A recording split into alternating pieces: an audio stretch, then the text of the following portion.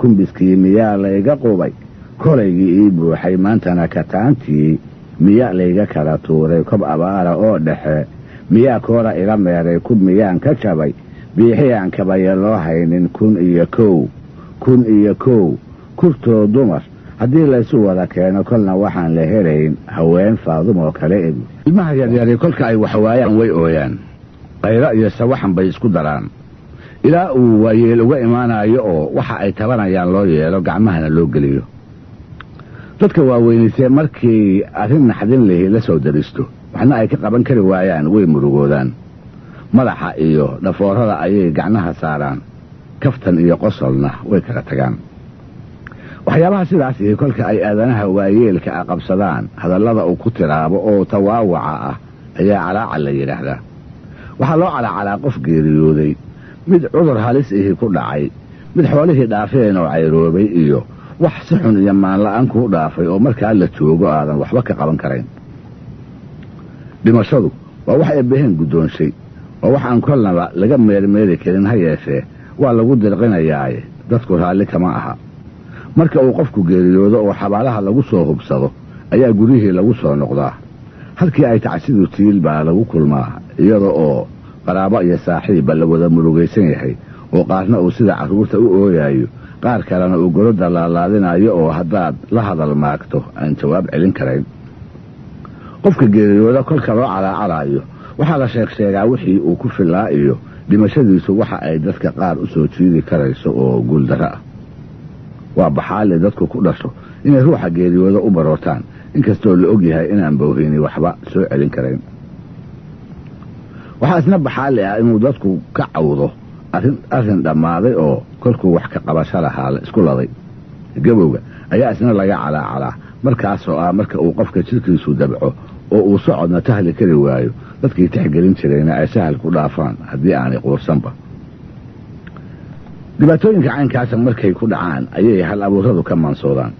waxay mariyaan tixatiiraanya leh oo ay ku caddaynayaan dhibaatada heshay waxa ay tahay inta ay ku la-eg tahay siday indhuhu u madoobaadeen madaxu u wareeray dhaguhu u awdumeen xubnahana xoogga looga siibay markii geerida hebel ama hebla loo soo sheegay haddii qofkaa calaacalayaa aanu gabay iyo aftahmo kala toona aqoon u lahayn wuxuu jecel yahay in loo yimaado oo hadalla sanadsiina laabta loogu qaboojiyo haddii ay suurowdana wuxuu ka sii jeclaan lahaa inuu maqlo gabay calaacala oo gaar ahaan loogu tiriyey qofkiisii geeridu ku timid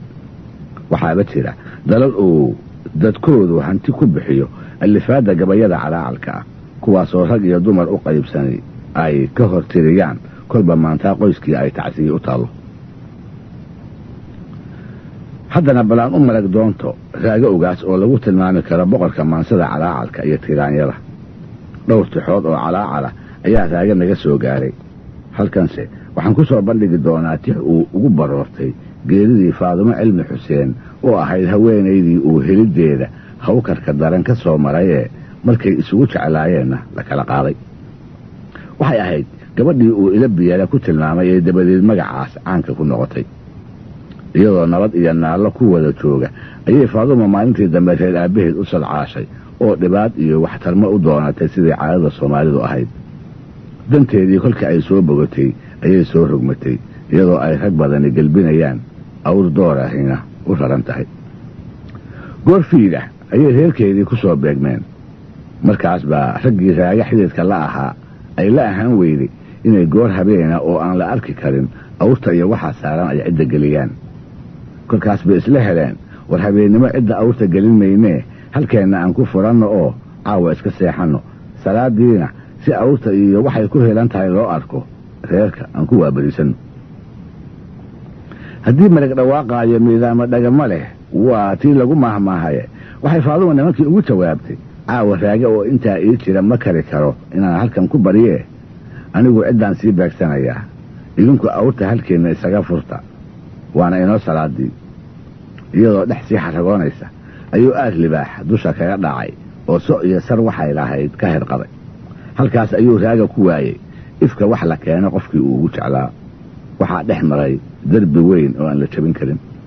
waa beri korkay noqotay oo halkuu bahalku dhigay uu soo dul joogsaday ayay indhihii madoobaadeen ilmo aanu ku talagelin ayaa ka soo daaratay oo xirribihii iyo dhawannadiiba inta buuxisay laabtiisa qoysay jihooyinkiibaa isaga darmay dabadeedna kolkuu hubsaday indho dambe inaanu faadumo saari doonin ayuu aqalkiisii isaga noqday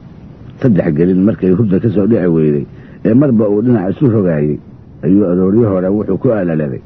tixdan suugaanyahanada soomaalida ka sakow shisheeyaha maansadeenna wax ka bartay ay ku tilmaameen